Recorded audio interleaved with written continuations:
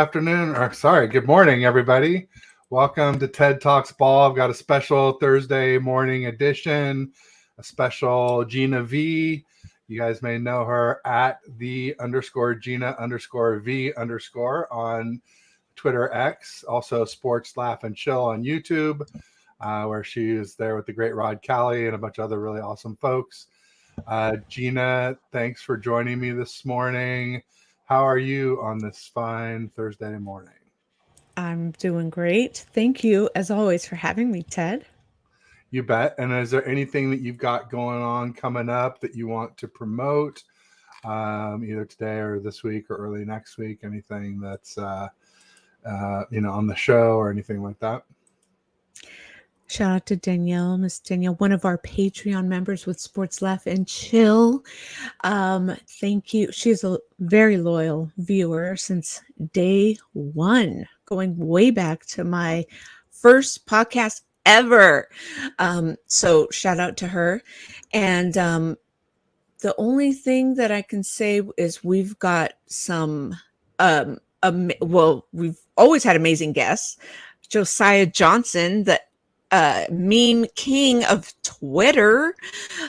So you guys got to see all three of our podcasts that are available on YouTube. But yeah, we have, I've also had Bonte Hill on there from 95.7 The Game, and just amazing other podcast content creators. But we do have, and I can't exactly reveal, but possibly doing a crossover show. I'm not sure yet what we're doing. It's in the talks, but we are going to have a possibly famous guest on the show. So be on alert for that. We're trying to get to 500, the road to 500 subscribers. And Ted, congratulations to you as well. You worked hard for that. I did. I've been grinding for sure. I hit it a while ago, and then I was like, when is this stuff going to unlock? And it finally unlocked early last week. I think it was on Monday. And so I started getting my first super chats, and I'm able to have channel members now to subscribe to my channel. And now I'm just waiting for this letter. YouTube sends you a letter to verify your address. I'm just waiting for that so I can punch in the code and actually get some of the money out, right? So I've put a lot of money into this it's been nearly a year. I started week 8 of last year. After week 8, when we beat the Rams with that great CMC game, the triple, threw for a TD, caught a TD, and ran for a TD. Yes. It's pretty incredible. So it's easy time to remember when I started my show. And can I say you deserve it, especially to all the haters out there. And everyone knows, as much as we have a lot of fun. There's been times where you and I have kind of disagreed and everything like that. And I know everyone comes for you. And even, Rod and you had disagreements and everything like that. But, overall, you have great shows. And, I just think haters welcome, right? So it's great. They say you haven't arrived until you have some haters. So I've definitely arrived. And fake accounts. You've had hater accounts. So where you can really see it is in my YouTube analytics, where, I'm over 4,400 watch hours now in under a year, and still under 1,000 subs. So people are tuning in to watch. They're just not subscribing as much as would be helpful, but just to see what you say. just to hate on it, and that's fine. Rod's here. And what's up to my co-hosts on Sports Laugh and Chill? You can subscribe. Jordan Watkins, David Rod McNiner Callie in the house. Everybody, make sure you check out what's his up, David podcast. McNiner. He does a show with Aaron and Bryant Culp and I love Bryant. Hi Alston on Monday nights. 49ers Coast to Coast. They have a great show, so check that out too. As you mentioned, Danielle Thompson saying, love me too, but the initial love was for Gina, as you can imagine, and that's love my fine. sis. That's hey fam. And she was also saying hi to Jordan and to Rod. So she's got everybody covered. Thanks, Got Danielle. all of Appreciate it VIP and the Heezy. for all your support. Danielle's been on the show too. She's a great guest if anybody's looking for a She very is knowledgeable very 49ers knowledgeable, and or Warriors fan to have on your faithful. channel. Danielle is great.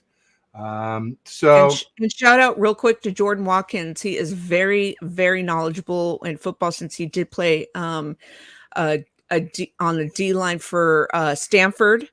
Played alongside nice. Christian McCaffrey for 3 years. I Oh, wow. highly recommend him. You bring him on your show as well, Ted. He can go toe to toe with anyone on football knowledge. I'll So have to reach out to Jordan for sure. please do. And he works for Pac-12 and Warriors. He's a stats producer. Oh, nice. Yeah, that makes perfect sense. Jordan, if you're interested, hit me in the DMs or I'll hit you. We'll get that going. I think we follow each other, but if not, make sure you follow me on Twitter and I'll be sure and follow you back. Yeah. You've had Wise on your show. You've had Rod. You've had Danielle, one of our viewers. And I just obviously got to meet Wise in person. There was that Breezy and John Chapman video shoot down by the Debo mural in San Jose, and then they did Wise went? Yeah, Wise was there. I didn't know that. That's so cool. I met him in person. I met Terradome in person, which was I great. love Terradome. Terradome, of course, and I've had our little beef on Twitter and YouTube. But it's all good. I met I love Mrs. that. Terradome on high, or I forget what her handle is on here, but she's great too. Oh, I didn't know she was on there lady. Too. Yeah, very, very sweet. And she's like, I was like, hey, I'm Touchdown. I know who you are. Okay. We definitely got into it a little bit. But for the most part, Terradome has been right, and I was wrong on that. I mean, I did do my whole, Brock Purdy apology tour, maybe a little too soon because he had some troubles on Sunday. I don't know if you guys saw, but I titled the show, Does Brock Purdy Exhibit Fair Weather QB Tendencies? I'm still a big fan. I've always been a fan of Brock. I've always rooted for him. I just don't like the hyperbole. I don't like when people say better than Mahomes, better than Josh Allen, better than Montana, better than Brady. Talk about those crazy. Yeah, it's kind of like so the Jimmy Garoppolo fans that said he's a top 10. Yeah, all Jimmy does is win. Well, guess what? He's 3-3. So he's thrown the most interceptions in the league. And one less game than everyone else too. He had that concussion that he missed, and now he's got a back injury. I hope he's okay. But again, not super surprised to see Jimmy G be injured after his time with us, no doubt about it. Real quick, also, we just want to say, we're broadcasting on both channels. Yes. So if you're on TED Talks Ball, make sure you pop over to Sports Laugh and Chill. And give Gina a like and subscribe. Same thing if you're on Sports Laugh and Chill, hop over to my channel, give me a like and subscribe. If you're on a browser, just open up 2 tabs and just make sure you mute one of them. In fact, let me make sure I've got yours playing here so I can get you some view hours while we're here together. Thank you so much. Bottom line is get those, it helps us. And if you're on a phone, you could always use a tablet. So, watch both channels if you can. It really helps us. So thanks in advance for that. And Danielle, yes, she said, Ted hit my brother up, Rod Kelly. If you need graphics, he did my background right here. He's on good old reliable Canva, but they're original graphics. Like, he doesn't just copy and paste from, the internet. Like, it would be easy for anyone to do, like I used to do, because I have no background in graphics or anything like that. But he changed the game for our podcast. So hit him up, throw him a few bucks. There you go. I'm ready to start investing some back now that I have some money coming in. I do have a sponsor, and we'll talk more about that later in the show. I'm monetized on Twitter, which is cool. I never expected that. And then got that first level of monetization from YouTube. Like I said, just need to get that code to get some of that money out. Oh, yeah. But at least it's accruing. And so that's cool. I definitely got some good super chats. And one last plug, our intro. If you've ever seen our intro and you need something quick and dope, Evan Brogdon, he's a Cleveland Browns fan who gave me shit after, they beat us. He is so good on intros. I mean, it's clean.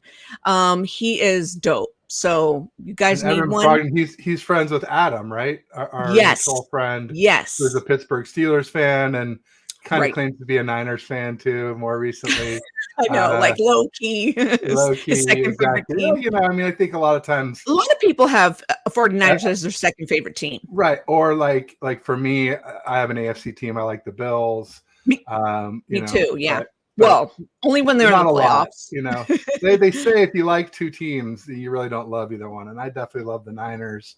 But I do like Josh Allen. I like the Bills. I feel bad for them with all their injuries this year. I mean, I'll only root if it's like against the Rams or like you know what I'm saying, like Yeah. or like the Bengals against the Rams or something like that. But like I will never buy another jersey. No, absolutely not. Yeah. I said the same thing. There was that whole thing that came out about that lady, the Chargers fan, and people were accusing her of being an actress. And then the picture came out of her in a Vikings jersey, and everybody's like, "Oh, what's the deal?" She's like, "Well, I moved from Minnesota to LA, and we go to a lot of games and everything." And I was like, "Yeah, I mean, I understand being like kind of a bandwagon, because as a Warriors fan, I bandwagoned a lot in the NBA. When the Warriors didn't make the playoffs, I rooted for the Showtime Lakers. I rooted for the Jordan Bulls. I Interesting. never bought other gear or anything like that. But I definitely, when your team is out, in fact, I think I've said this before, even with the Niners starting in 76, like we didn't make the playoffs 76, 77, 78, 79, 80. I actually rooted for the Cowboys in the playoffs, which is sacrilege, I know. But my dad's from Dallas. And so he was watching those games and rooting Okay. for the Cowboys. And so it just, so like when the catch happened, I was obviously happy that the Niners beat the Cowboys, but if it had been any other team, I probably would have been happier. I had a little bit of, and if I didn't really start to hate the Cowboys till the 90s, till Emmitt Smith and Michael Irvin and Troy Aikman, till they owned us a couple years in a row in the NFC Championship game. And I was like, oh, these people are, and I was living with a Cowboys fan in college too, which made it extra awful. Ted, this would be a good question for you to bring into your show. Now that we're talking about it, yeah, has anyone ever like sacrilegiously worn another team's like merch or logo or anything? Because I just thought of 2 times like in my family, and I'm not talking about NBA. You can be like, it's okay, I think, in NBA to be a fan of a player and wear their jersey or something like that. A lot of people do that in the NBA. Yeah, because you're a fan of the player. Like, my son has Kobe. He had like Vince Carter jersey. He had Giannis Antetokounmpo. But for football, I feel like it's kind of different, right? So, hey, Randy, my dad had bought me, and this is, I guess, like kind of ghetto, because it wasn't a real starter jacket. It was chalk line, and it had like no real logo on the back. It was just on the front. It was a Raiders jacket for Christmas, and I wore it once to a school dance just because it was black, and it was like the worst thing I ever wore. And I just was like, why did I wear that? And so I'll admit it. Yes, I wore it. I was trying to look cool. Tell me why. Well, I mean, I think black is always kind of a cool color. Yeah. Even if I don't care for the Raiders. But it didn't even say Raiders on the back either, so I thought, okay, well, I can get away with this. I'm not supporting the team. It's a black jacket, and it looked like a starter jacket. Oh, man. And then I have a picture of my dad who passed away. We were doing his montage memorial thing. And we found pictures of my dad wearing a Cowboys cap, and we're like, man, what the fuck was he doing? Like in the 80s and 90s, and we're like, well, who gave him that? Who put it on him? And why didn't we say anything? And we're like, but we had to show the pictures because we had like literally 30 pictures of my dad because he never took a picture. We're like, we have to show like the Cowgirls, really? Terrible. Thanks, Jordan. So embarrassing. Yeah, and it's like there are a lot of Niner fans that are Lakers fans and Dodgers fans. So those are ones that rub me the wrong way a little bit. And it's because the Raiders or LA, like there was so much switching going back and forth with the teams, Raiders and the Rams and stuff, all these relocations. So it makes sense, they're in LA.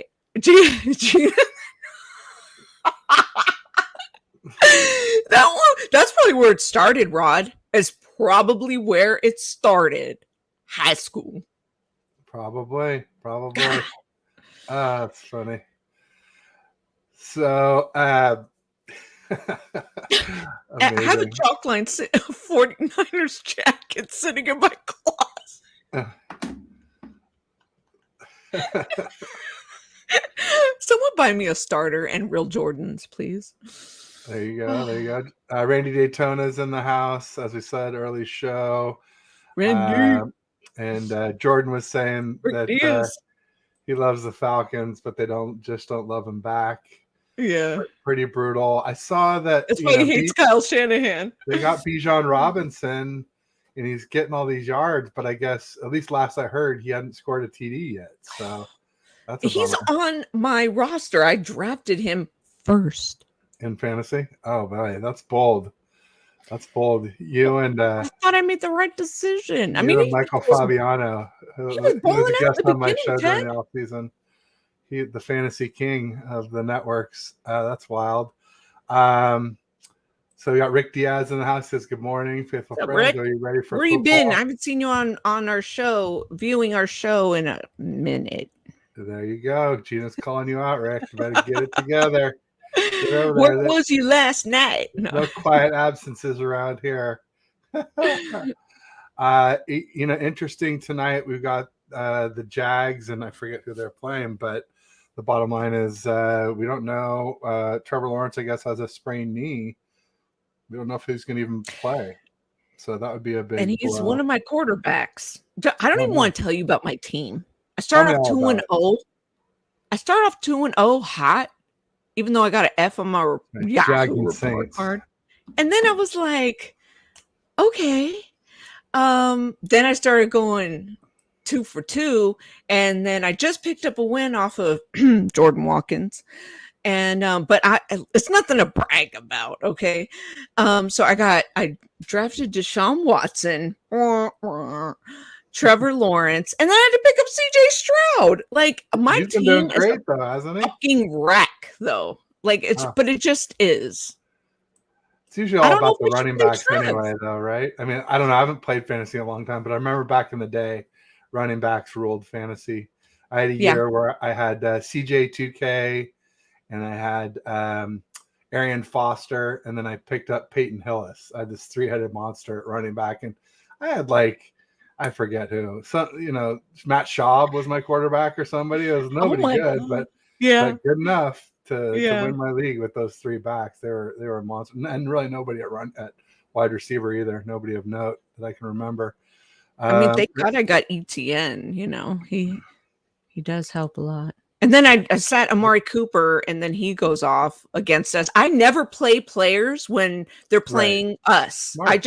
It's just a religious thing, Well, it's also smart because we have a pretty good D usually, but missing Dre Greenlaw on Sunday really hurt us. I think it did. We weren't good at stopping the run, and we weren't good at getting a big lead to start the game, which we easily could have. We had a few plays go wrong early in that game where it could have been 21-0 pretty easily, and then they wouldn't have been able to run. So there are 2 things hurt us in that game with stopping the run. One was the actual ability to, and then the their ability to keep running the ball over and over. Ernie says starter jackets. My friend's parents bought him that long ass brown and red Niner one. He looked like the ugliest bell anyone ever seen. I love it, Randy. Jordan says, don't get me started on Kyle, and Bijan has 2 receiving TDs, just no rushing TDs. Interesting. Okay, I didn't know about the receiving. Yeah, Kyle Pitts has also had very few TDs too. Yeah, but where his quarterback, right? From? I mean, so Desmond Ritter is throwing to him. I mean, that's not a great situation. He stepped up. So Rick's saying you guys got a great show. Oh, thanks, Rick. You're very. I think he means you guys, Gina. So Thank you. It's just me. I'm just one guy. Love Gina's enthusiasm. It'll be fun to hang out with her at a game. Absolutely. Gina's the best. I advertised the show on Facebook, and one of our loyal watchers was saying, "Oh, I can't wait for the show." I said, Gina's great, but expect expletives." And sure enough, we already had an F-bomb to get things started. So I didn't even know. Like, I don't realize. no, I know it's just part of who you are, and I never set my shows to be like kid friendly or anything like that. So yeah, no worries. No, until you said that, I was like thinking I did. Yeah. Rick says I've been busy and just upset since Sunday's game. That's the reason I didn't come to your show. Yeah, I think a lot of people have not been watching as much this week because of the loss. People are a little bit stunned, a little bit upset. Everybody wants someone to blame. I don't want to step on it, so I'll ask you sort of what your thoughts on the Browns game was. I was on a Browns podcast with one of my really good friends, Andrew. So it was him and who's just kickstarting his podcast on YouTube. I met him through my very first podcast on IE Sports Radio. Him and his really good friend Zach, who he grew up with. And one of the things I just remembered that I did say on his podcast, because he was like, "How do you think? What do the Browns have to do to win the game against the Niners?" And I was like, honestly, stop the run, stop our run. Yeah. And I don't know how, you guys would be able to do that, but I think weather would play a factor, right? And so look what happened. Lost CMC, lost Debo. They were trying to do, little runs with Debo. And I mean, we're just completely stopped. And Brock had an unusually bad game. What's up, Ty? Had an unusual. Oh, you're so sweet. Brock had a really unusually bad game. And then we talked about this on my podcast last night, or Sports Laugh and Chill. Where was the same energy that Trey had in the monsoon in Chicago? Remember that? Yep. And I know you will agree with that because we both really like Trey. And so does Brock get the same, feedback? Is it fair? You know what I'm saying? So why is he going to get is there as much, do you pull the same crap with Brock that Trey got, And I just feel like, let's just put all the cards on the table. You know what I mean? So or as Bonte likes to say, put the rat on the table. Isn't that what it is saying? What? Doesn't Bonte say put the rat on the table? Yeah. So are you going to excuse Brock because of how well he's been playing? Or are you saying because Trey didn't play enough games? Like, let's take that into consideration, because that was, what was that? Trey's second game? And I'm not trying to just keep bringing Trey into it, but I'm just saying the games were similar as far as like weather. I mean, it wasn't as bad with Trey. Trey's game was way worse. But I'm just saying, like, Brock had the worst game in his professional career. You know, and so you have to take that into consideration. And then people also say, well, Brock has the best weapons in the league, and he does. Right. So Trey didn't have CMC, didn't have Kittle. Even Mitchell got injured early in the first half of that game. So and he hasn't been a factor. I'm sorry. Debo had the fumble inside the red zone. The weather was worse for Trey. And Trey made better throws, I would say, than Brock did in worse weather. But, the Browns defense is definitely better than the Bears defense, so that accounts for something. Defense looks like shit. Yeah, I mean they had some good moments. Some good moments. Yeah, they were okay. Too many penalties. Too many penalties, and no Dre Greenlaw was no enforcer. We weren't undisciplined. And we didn't get a lead, and so then therefore it was easier for the Browns to keep running, and they racked up a lot of rushing yards. But as far as after the game, I said, if you're waiting for me to pile on Purdy, Keep waiting. I said rough day. Browns D is elite. 10 a.m. start. Rain, wind. Moody 2 misses. CMC Bo and Trent W injured. Might have been a little over aggressive in my 6 to 9 ranking, which I gave him after the Cowboys game. So maybe I'll slide it back to 8 to 12, where I had him after the Cards game. But yeah, my initial thought was like, yeah, it was not a good game by Purdy. He overthrew some balls, and the ball slipped out of his hand. Uncharacteristic. Luckily, he recovered that one. But and then he had the grounding, which was kind of like a fumble almost, and it wasn't great. But my initial thought was sort of that, and then Greg Cosell came out and said like, hey, the Browns didn't totally handle 49ers. It was a lot closer than a lot of people want to think.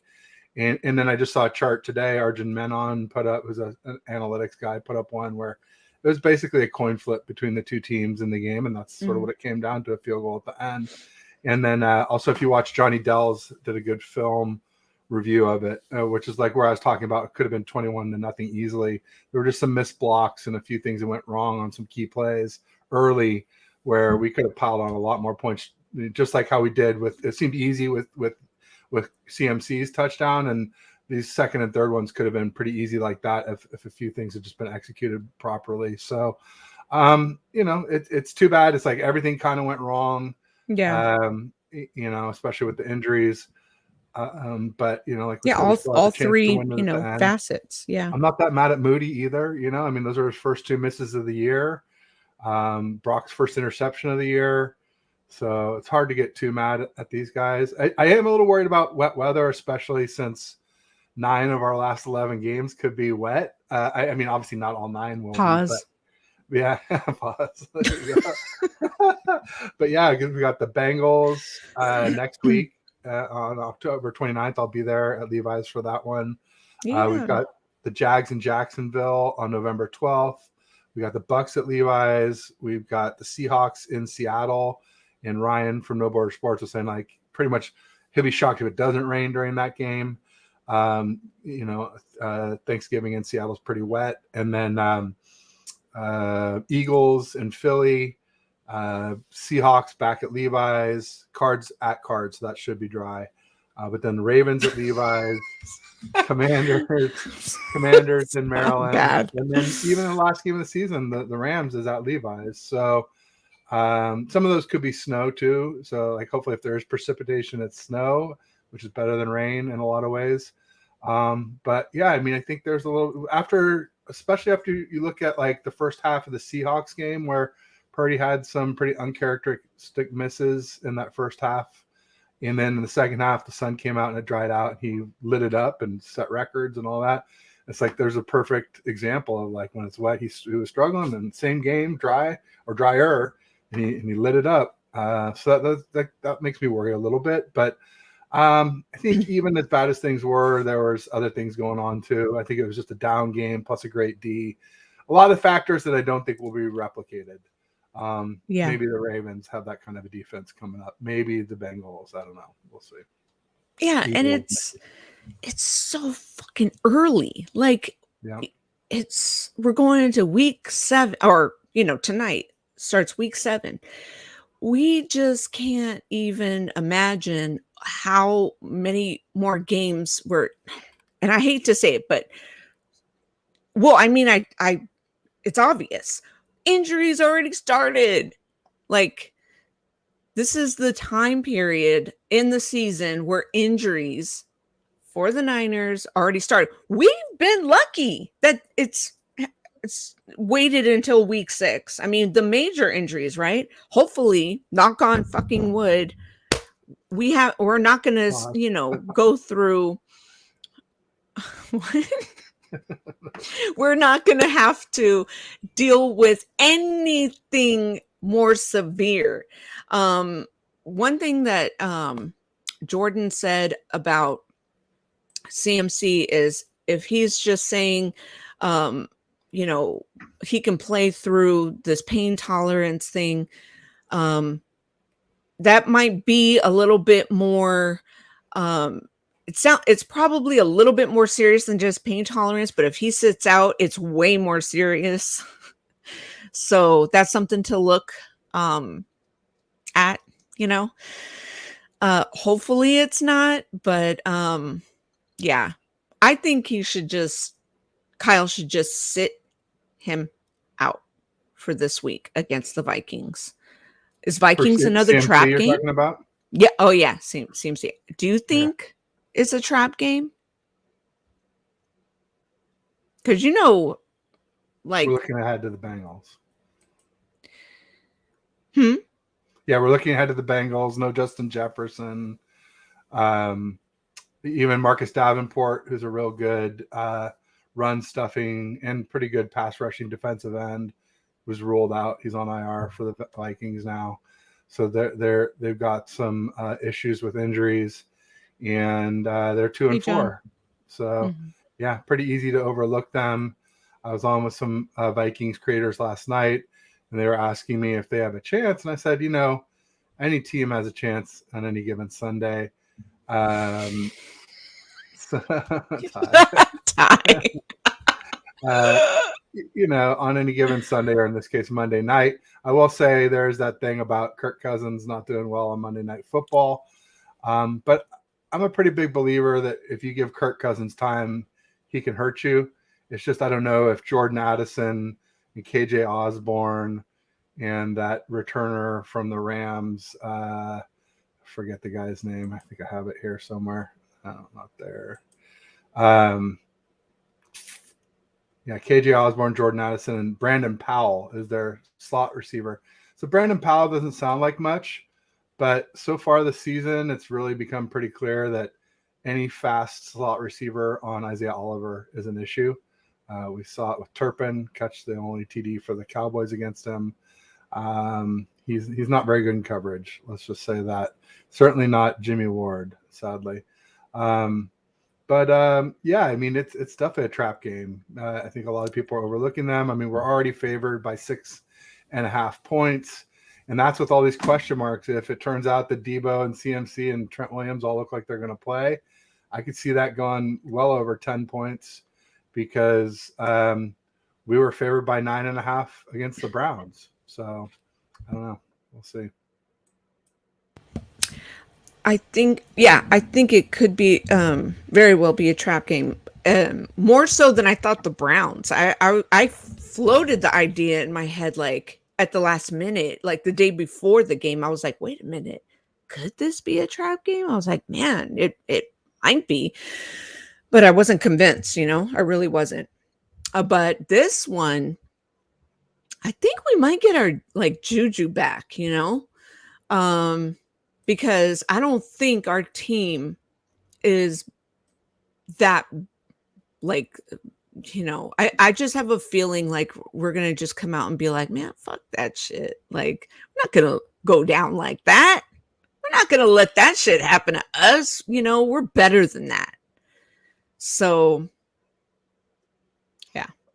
Yeah, no, I mean, yeah, definitely in a dome, it's going to be dry. It looks like I saw somebody was saying that Vivid or whoever tracks the ticket sales was saying 43% 49ers fans, which is extremely high for a road game that's not Levi's South, where we usually get closer to 60%. But, in Minnesota, that's a pretty good showing for the faithful. Got John Lajoie in the house. Make sure to say hi to him. He's saying hi yeah, to Medina. hey John. And then also Nancy Cameron in the house. She was the one who I was talking with on Facebook saying to expect expletives. And Gina, you don't disappoint. So don't stop. That's how I roll. I says no one is looking ahead. There are no track games. 49ers just need to beat ourselves. Well, I mean, with the Browns, Gina, I definitely predicted a letdown game in my article last week. I said I thought it'd be a letdown game. But when I said that, I didn't mean that we would lose. I just meant that we wouldn't score 30 and we would and the Browns would I said 24-13 was my prediction of score. And that was with Trent Williams and Debo and CMC all healthy. Obviously with them getting injured, then it makes more sense that it could be close and we could lose. So I felt pretty good about my prediction with that. For this, I definitely think we'll win the game. Even if everybody's injured, I think we got a pretty good chance.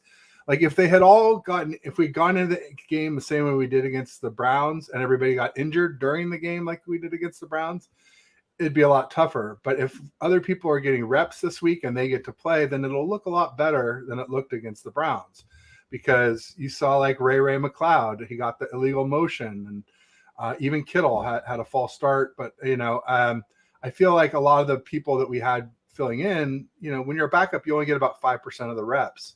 And Kyle's system's really complex. It's really helpful to have a full week. Like I was wondering to myself, if say Trent Williams had sprained his ankle the week before, and by the Browns game, let's just say it was the same severity, the same pain amount or whatever. But if Jalen Moore had taken reps all week, don't you think Trent Williams would have been so much more comfortable with handing the reins over to him if he knew what to do on every play? I have a feeling we might not have seen Trent Williams gut it out the way he did if Jalen Moore had practice reps. But when he doesn't, you know he's going to make mistakes, because he's not going to know what to do on every play, especially the more complex. Yeah, for sure. Plays. So that was something I talked about. So Ty says there are no trap games, but I think Gina and I both disagree. Yeah, I kind of disagree. But I agree with the second portion. 49ers just need to not beat themselves. And that certainly did take place, because when you fail in all three, the special teams, offense, defense, but injuries did play a part. And you can't, if you can't produce on offense, the defense has to step up. And then Moody has to make at least one field goal. At least one.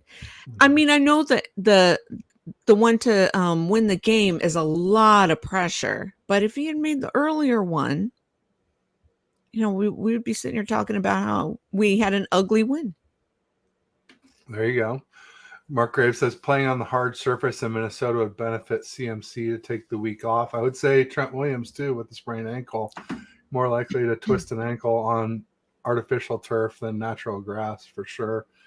So that'll be interesting to keep an eye on. Wouldn't it be nice if we had drafted Dawan Jones, who did a pretty good job with Bosa for the Browns? They were missing their tackle, Jack Conklin, who's very good. And Dawan Jones, he filled in really well. And for those who don't know, he was drafted after we drafted Moody, which I'm cool with Moody. But yeah. Cameron Latu, who can't catch a ball and is now on IR for the season. Who? Cameron Latu, our third-round tight end. We drafted him before Dawan Jones, and a lot of us wanted to tackle. Like Bashar from 49er Minded was huge on Dawan Jones. There were some others who were, but he's probably one of the most vocal people I remember from before, during, and after the draft. And so I'm sure he's upset that to see Dawan do such a good job against Bosa. It's not like McKivitz is doing terribly for us. So somebody said, to me, how many pressures has McKivitz allowed? And other than the Pittsburgh game, he's been pretty good, other than against TJ Watt, and that's fine. But my question to him back, I didn't answer his question. I just asked him a question straight back. I said, well, what if Trent Williams can't go? How do you feel about Jalen Moore? And that's really more the question is, O-line depth. It's not just your starters. It's what happens when your starters go down. So that's where someone like Dawan Jones would be pretty helpful if he didn't win the starting job straight up. So as far as, I thought Moody missed 2 field goals. Go ahead. I thought Moody missed 2 field goals. He did. He missed from 54 and from 41. Okay. And people getting on Moody about that. Keep in mind that the Browns Stadium is notorious for swirling winds. Yeah, like Rod said last night. It's not all on him. No. I mean, we should never have come to that. Honestly, we should have had a nice lead and not had to need it. But it's frustrating to need a kick and not get it. But again, I'm not ready to beat Moody up too much. Frank Tom Ocean in the house. Welcome, FTO. What's up? Also, real quick, also should probably do a quick commercial break here too. I have a sponsor for the show now. Ooh, nice. Called TTG. That's up on the upper right corner there. It's the Travelstead Group. So they're a retail and hospitality logistics company. So they do transportation and warehousing for brick and mortar. So they do FFE, which is fixed furniture and equipment. They do OSE, which is operating supplies and equipment. They do new store openings, rollouts, relocations, decommissions, from the first mile to the final mile and everywhere in between. Travelstead has you covered. Let us know how we can help you via air, ocean, or land. Closed loop solutions for retail and hospitality. So, if you're in that space, it's a business to business space. Check out Nick and Henry from there. They have all US based support. So when you have a problem, you're talking to folks that understand your business, not some call center overseas where they're like, no clue what you do. And their website is in the description for the show. It's in my YouTube About page, my Twitter bio, also Insta and Facebook. If you follow me there, click on it. You can see the video. It explains what they do. Awesome, folks. Just make sure you tell them Ted sent you. And thanks in advance for your help, folks. And thanks, Gina, for letting me pay the bills. I appreciate it. Of course. Yeah. So what else we got here? Rick Diaz is saying why it doesn't happen. The Cowgirls getting hurt, the Eagles, Miami, Seattle, these teams don't get hurt. It's always us. Well, the Eagles are hurt. They were missing Darius Slay for the game against the Jets, and another Cowgirls. They lost Trayvon Diggs.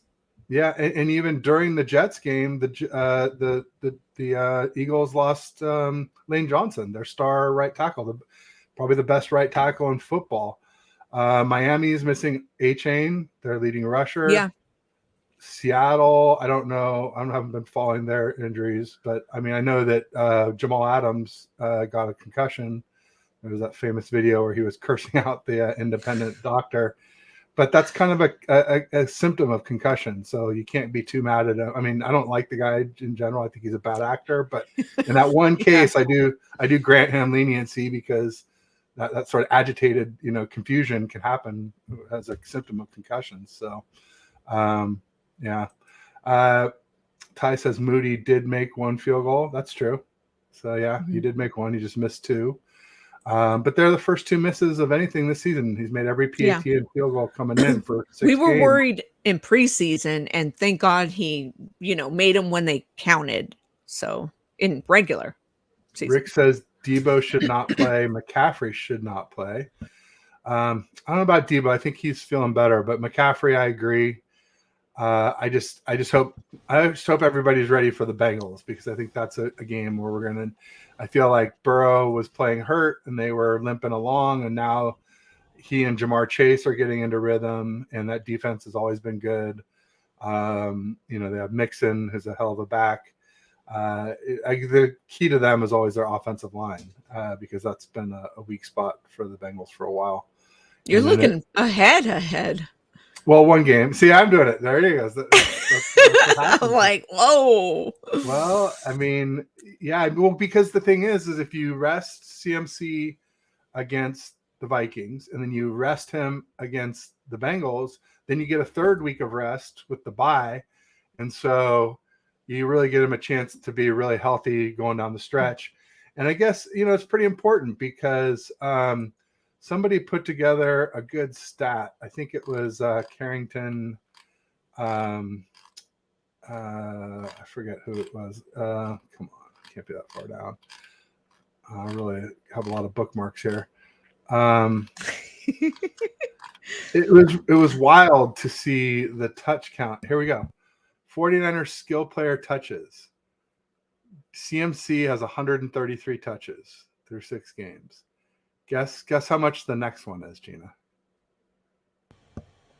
Wait, say that again. 133 for CMC. So he's 95 ahead of Debo, who's at 38. And Debo's 13 ahead of Ayuk, who's at 25. Mitchell has 21, and Kittle has 18. So nobody has more than 40 on our team, and CMC's over triple that at 133. So that's a lot. So that's why resting him, even if it maybe means losing to the Bengals, there's some logic in that. I mean, I'm not a big fan of giving up any games, especially when we want to get the number 1 seed. We want to get that bye. We want to have the NFC Championship at Levi's. Especially, Gina, if you think about the only two QBs who have had this UCL repair plus internal brace surgery that Brock had is him and Nick Mullins.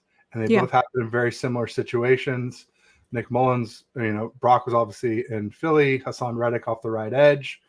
Nick Mullins was in Dallas with DeMarcus Lawrence off the right edge. Instead of being a tight end, he beat McGlinchey. But they were both had their arm cocked back and came forward and had it pulled back while they were trying to go forward. And when a blocker gets beat, they a lot of times will yell. They have a safe word or whatever, where they yell like fire or something like that, and then that alerts the QB that their guy beat him and like, hey, take a look because this guy's coming for you. And I think in those hostile environments with loud crowd noise, you don't hear the fire call, and so our QBs were focused downfield. And in fact, it kind of happened again with Purdy week 1 in Pittsburgh, where TJ Watt came off the right edge and could have totally hammered Purdy's arm. Luckily, he went for the ball and he stripped the ball out. But if he had hit his arm, it could have been a similar type thing, and that was in a loud Pittsburgh hostile environment. So all good reasons why we'd want to have the NFC Championship game at Levi's beyond the other reasons. Yeah, absolutely. I care 100 times more about securing that number 1 seed so we can play the playoffs at Levi's like we did in 2019-20 season. So way more than, the fucking record. And I told you this way back when before the season started. I predicted 14-3. I mean, if we go 13-4 like last season, hey, that's fine. But I don't want to lose to, division rivals, So. Yeah, that's right. You said 14-3, and I think I said 11-6, if I'm not mistaken.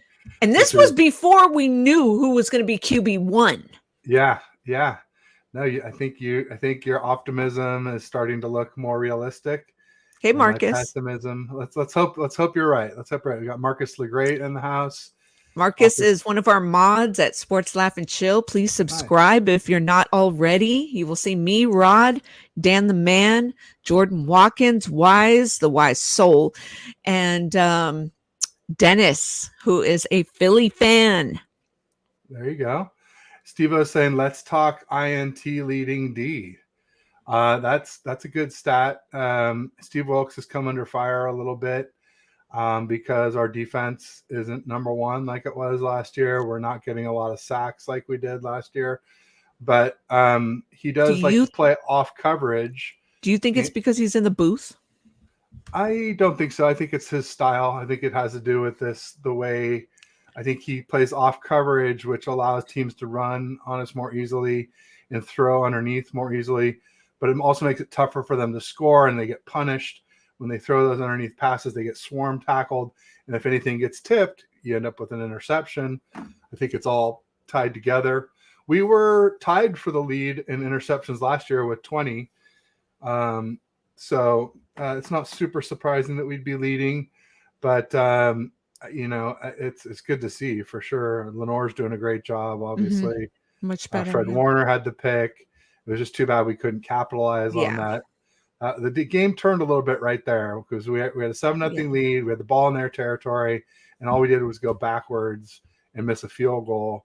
That definitely didn't help anything for sure. Maybe it was a 50. I don't know. It was 54-yarder. I'm pretty sure. It was either 54. Yeah, 54 and 41 missed, and 25, as Ty said, was made. So no, that's exciting, and I would just like to see a few more sacks, but maybe we'll see more. We got Randy Gregory now. Great pickup. Yeah, he had a hell of a game against the Browns. Made an impact. Yeah, he had a sack. He had some hits. He was pretty active for only playing about, I think, a third of the snaps, about 26 snaps. Or 23, something like that, in the low 20s. So that's exciting. When we got him, I was just sort of like, well, he's better than Kerry Hyder, and he's cheap in a draft capital perspective because we gave up a 6th, and we got back the Browns or the Broncos 7th. but the Broncos might be right up at the top of the 7th round, and we might be at the very back of the 6th. It might only just be a few spots, or hopefully just one spot if Broncos are at the top and we're at 32. That would be pretty awesome. And then obviously a vet minimum contract with no guaranteed money moving forward. So we have him locked down if we want to keep him, but if we don't, we can let him go. It was a pretty great deal. And if he turns out to be really good, then it's an insane deal. So just too bad because Drake Jackson, who I think a lot of us were hoping to see good things from, he has this 3-sack outing in Pittsburgh. And then I think he's had some batted balls, but other than that, not a peep since. So that's too bad. Let's see here. Is it true what I'm saying, or am I wrong? I think he was talking about you're saying anything can happen. I think that's true. 187 in the house saying thanks, Moody. It was a team effort. 187. I mean, it wasn't. I'm not going to blame Moody completely. Your boy Purdy deserves some blame. Kyle deserves some blame. The injuries. There was like lots of missed blocks, lots of boneheaded penalties, procedural. Pre-snap penalties are just killers.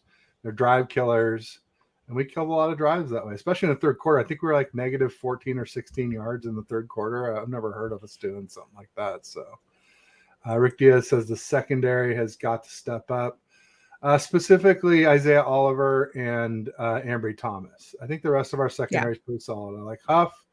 Gibson has an insane stat. I think I know it's in my mention. It's in my timeline if I didn't bookmark it. So I'll bring that up. But there was, here it is. PFF 49ers came out with Tashawn Gibson's stats for the season: 239 snaps, 9 targets, 2 completions, 6 yards, 1 interception, no first downs allowed.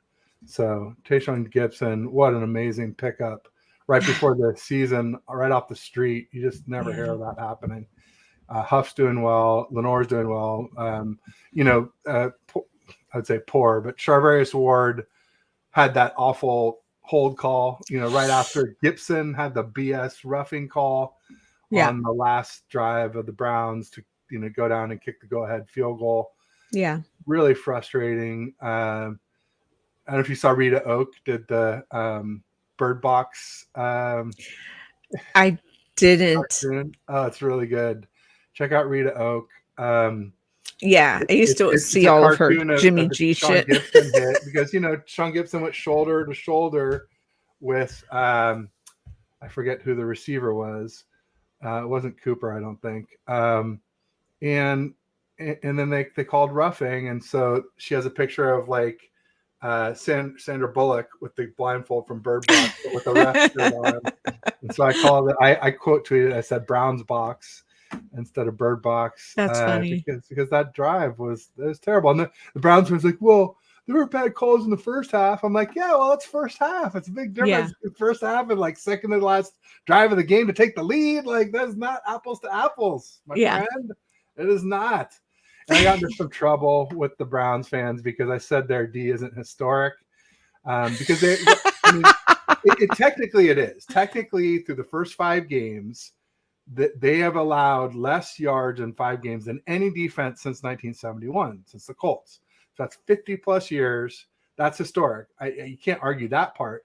But I always argue context. I said, well, look at the offenses they played. The Bengals, because of Burrow being banged up, are 32nd in yards gained. The Steelers, we know they're anemic on offense, 30th in yards gained. The Titans, 26th in yards gained. The Ravens are obviously 11th. They're good, but the Ravens beat them.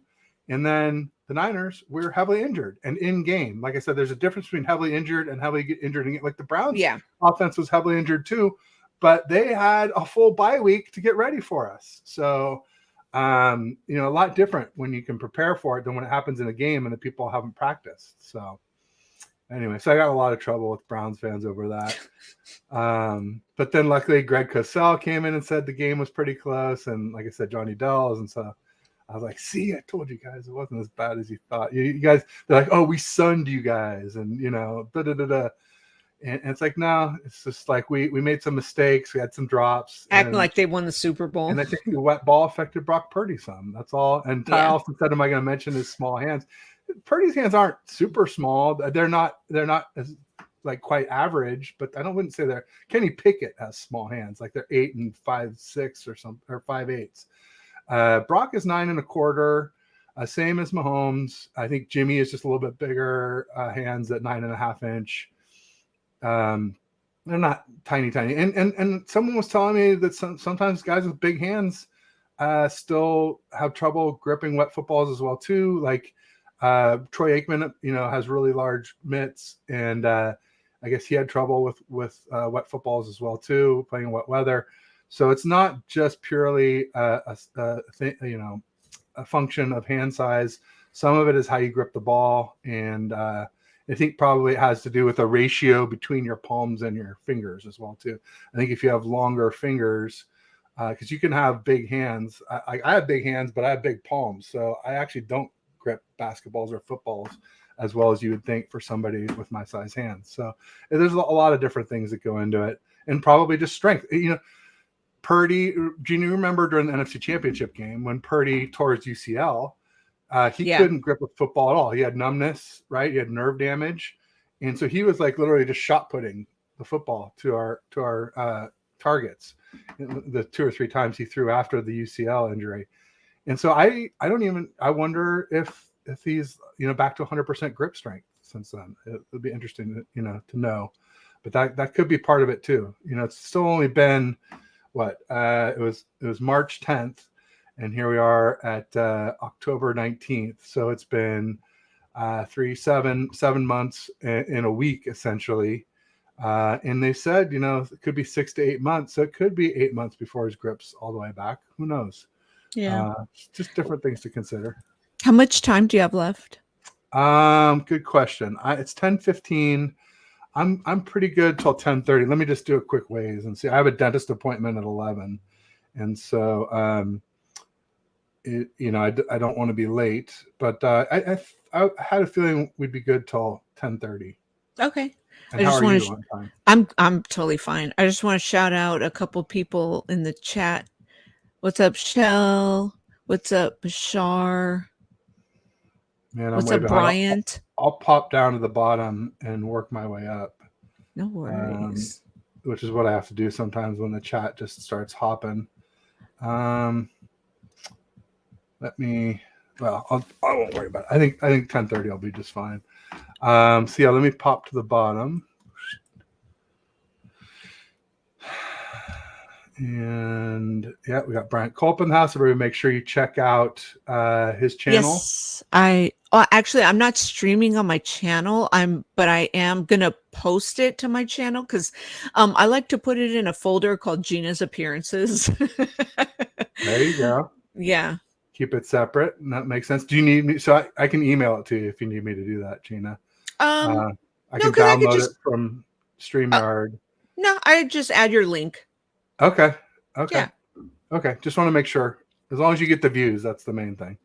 I want to make sure it's worth your while coming on here. So we got Bryant Culp. You said Bash is here. Let me see if I can find him.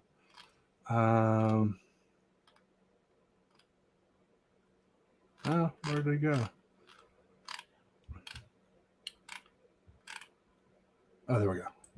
So Bash is saying, for all those Lance jerseys, just change it to the Gregory and you'll be fine. Saying hi to Ty.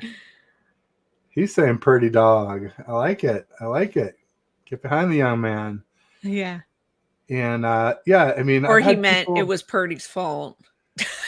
No, a dog is a good thing. DAWG is a good thing. That's no, I mean, because at that time we were talking about whose fault it was about the game. Oh, it's a Moody dog.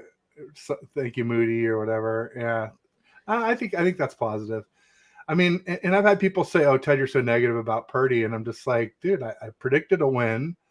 I said afterwards, like, I don't blame him. I thought we were going to win.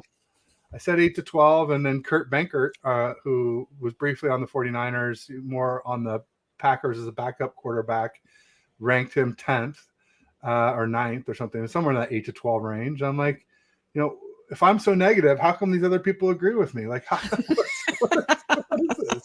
It's just that there's this view because I got after people for the hyperbole part that they thought I hated him, or because they thought because I liked Lance that I hated Purdy, but I didn't. I said all summer, I said you can like both and just prefer one, and that's what I did. So anyway. No, Wayne, we don't hate life knowing you won your last game with Purdy. Well, we didn't win our last game. We lost our last game. No, but he means like we're not going to win anymore. Okay. Yeah, good luck with that. Don't bet your rent money if you're betting on Purdy to lose against the Vikings. That's all I can tell you, Wayne. But I wonder who Wayne's team is. I love Purdy. He's the man.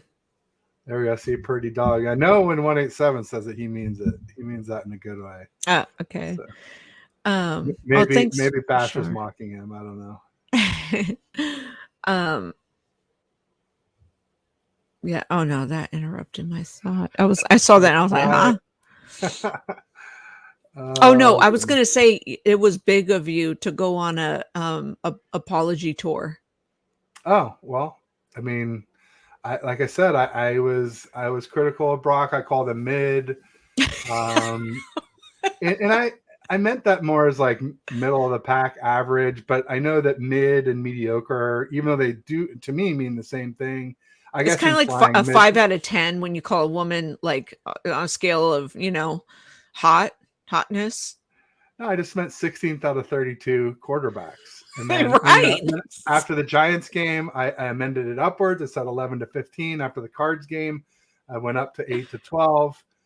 After the Cowboys, I was like, woo, 6 to 9. I wasn't quite ready to say elite, but I was pretty high on Brock. And then, after this last game, I said 8 to 12 again. I backed it off a little bit, and people are like, well, why do you change your rankings every week for Purdy and not for like Herbert, who had a bad game? I'm like, well, Herbert's played 54 games, so it's a little bit different. He's got this body of work, and Brock, it's very much he's like less than 15. So each game has a bigger impact on my rankings, and we're still figuring it out this season. So we'll see.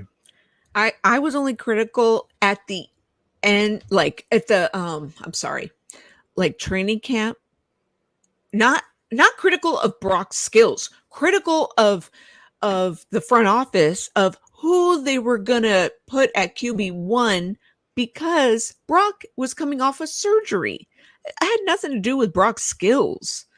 I love what Brock did last season. I was like, fucking yes, hell yes, man. Like, is he gonna lead us to the promised land? Like, we already got to the NFC Championship. Like, let's go. And then I thought Trey Lance got a shady ass deal, right? But I thought, okay, please don't do to Brock what y'all did to Jimmy G by taking him, by putting him in too early off like a high ankle sprain. Remember when they did that? Oh, just put him in. Like I was like, he was limping around against the Dolphins, and we got killed against the Dolphins. Like, please, God, don't do that, Kyle Lynch, whoever the fuck made that decision. So that's what I was worried about. No doubt. Yeah, I mean, I said all off season, I said Purdy's a mental giant. Great decision making, great leader. I'm in the mood for fashizi. You guys are killing me. Okay, sorry, go ahead. Oh shit. I love laughs in the morning. There you go. It's all or over there stuff. They're in the afternoon. Always good stuff. I mean, I was saying that he's a mental giant. He's a great leader, accuracy, decision making, footwork. He does great things. It's just I just wish that he had a physical trait that was elite besides quickness. Like, he's got that quickness. Yeah. But, I worry about the rest. But I will say during those 2.3 games that caused my kind of, I kind of had a two-part apology tour. I don't know if you noticed. Like, first part was like, okay, I'm apologizing after 4 games, but we haven't played any contenders, and maybe I'll playoff pretenders because I'm still not convinced that the Steelers and Rams are playoff teams. But then after the Cowboys and the way we just smoked them, and it was 42-10 with over 11 minutes left in the fourth, I was just like, all right, no more qualifiers. Brock's the man. He's a franchise quarterback. and I was totally wrong, and I apologized too, and like the whole nine, and even came up with a thumbnail for it with all his great stats and all that stuff. So hopefully he can get back there. I think he will. I think in dry weather and versus less talented defenses and with less injuries, I think he'll be fine. I'm not saying that he's fully a system quarterback, because he's the best. We're seeing the best the system has ever looked, even better than Matt Ryan 2016. So yeah, no doubt about it. And also piggybacking off of those, what you said about the teams that we did play. I hadn't even thought of, the only thing, well, I will say this, the Steelers, even though we were expected to win, kind of like in hindsight, I thought, you know what? Tomlin hadn't historically lost the first game of the season, the Steelers, right? So we kind of shouldn't have won that game in a sense, right? So we grabbed that one by the balls, pause. And also the Rams kind of took the league unexpectedly, right? Because they started playing well with Puka, Nakua, and now they got Cooper back. Puka's numbers, of course, went down, but they're not looking like the shit team that we all thought they would look like. They aren't who we thought they were. Their youngsters are playing well for sure on the Rams. I'll give them that. So they're not like the Cardinals. I just don't think they have much depth. No. But you know what I'm saying? They're not like the shit team that I think the Rams and 49ers, neither of us have much depth. It's just we have a bunch of stars and not much depth, and they have a bunch of youngsters. Wait, we don't have much depth? We do not have much depth. No. In terms of like, I mean, just like we saw when Debo and CMC out, like, yeah, I mean, O-line, no depth on O-line. We have amazing stars, but behind them, there's not a lot. At quite a few different, like, there's a few positions. We're deep at wide receiver, deep at linebacker, but like corner, defensive end, even safety. I don't even know if Jair Brown has really proved himself much other than special teams. I think we can still somehow we still manage. I mean, we're better than the 2019-20 team. Would you agree? The 2019 team? Yeah. No, because that team was number 2 in defense and number 2 in offense, or running, and offense, both. So we're like are we number 1? I don't think we are number 1 in offense now. I think that the Dolphins are, and we're like number 5 in defense, somewhere around there. I mean, we're the best scoring. Right, for scoring, we're pretty close because we're the second. We're the second scoring offense, and our defense has allowed the fewest amount of points. So that's pretty good. That's pretty good. So you go by rankings wise. You don't think this team has to. I think Purdy's better than Jimmy. I think our weapons are better. Mm-hmm. I don't know about our O-line. I just feel like our D-line was still better back then with D Ford and Defoe, rather than Randy Gregory and I mean, but Bosa's better now than he was then. Fred Warner's better. Dre Greenlaw's better. Yeah, you're kind of making my case. It's tough. I mean, yeah, but you got to get to the Super Bowl, right? I mean, we're on the road. We are. And so Rick was saying, please don't bring up the Super Bowl, but I mean, we're still the favorites to win the Super Bowl right now. We have the best odds of anyone, and it's not just Vegas. Ty, I'm on a natural high, baby. It's not just Vegas. It's just what I was talking about our off. We have like the best sort of combo of offense and defense. Like the Dolphins have a better offense, but their defense is no good. The Lions are the only other team that's as balanced as we are, but I think we're slightly worse than them on defense, but better on offense. And so, Chiefs are really good on defense, but their offense is lagging. Like the Ravens have a really good defense, but their offense is lagging. So a lot of these teams are sort of half teams. I think the Jags are pretty balanced. I don't know. But yeah, it seems like it's like us, Lions, Chiefs, Eagles, and then from there it's kind of a drop off. And Eagles look sus. Yeah, they've been struggling, but they got Julio though, right? So that should save them. Washed up old Julio. Yeah. No, but yeah. We'll see. I'm just saying, like, we have it's obvious we have major potential to go and win the Super Bowl, especially if we can play in Levi's in the postseason. And I turned 49 this year, so it's 49er year. Hello. That's huge.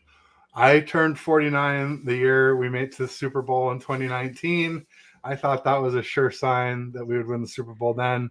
Actually, we're both You're the Niners' biggest critic and fan. No, I'm just kidding. Yeah, no, I'm just honest. Look. It's just I love the team Niners. I'm gonna be honest. Hate the team Cowboys. I'm still gonna be honest. Seahawks, hate them. Still gonna be honest. Respect them. You can hate a team and still respect them for being good. I know. Yeah. And so that's sort of my thing. We're in a toxic relation, like Justine said, we're in a toxic relationship with the Niners. Yes, I was on TMZ. It was on September 29th, and I did post it on Instagram. I was debating on posting it on Twitter because I don't always post everything on Twitter, like pics and videos, because there's so many weirdos out there, including you guys. No, I'm just kidding.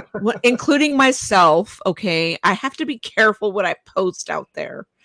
Yeah, I will be sure to check that out on Insta then. That's awesome. Yeah. Congratulations. I'm a TMZ regular. They call me once a month.